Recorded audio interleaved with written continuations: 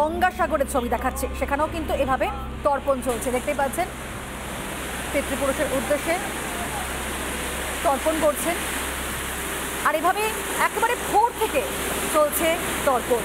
মহালয়ার ভোরে গঙ্গার ঘাটে কিংবা নদীর ঘাটে এভাবে মানুষজন তারা জড়ো হয়েছেন, তাদেরকে তর্পণ করতে দেখা যাচ্ছে। পিতৃপুরুষের উদ্দেশ্যে জলদান করা, তাদেরকে সন্তুষ্ট করা, আজকে সেই দিন মহালয়া।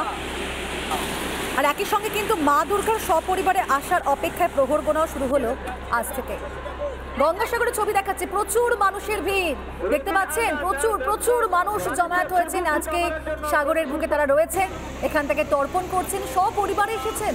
পুণ্যার্থীদের ভিড় আমরা লট নম্বর 8 থেকে জেনেছি বা কচুবেড়িয়া থেকে জেনেছি, এবং এখানকার পুলিশ প্রশাসনের তরফ থেকে যেটা জানানো হচ্ছে যে প্রায় 70,000-এর কাছাকাছি মানুষ ইতিমধ্যে স্নান করেছে, আরও লোকেরা আসছে। আমার ধারণা প্রায় এটা 1 লক্ষের কাছাকাছি।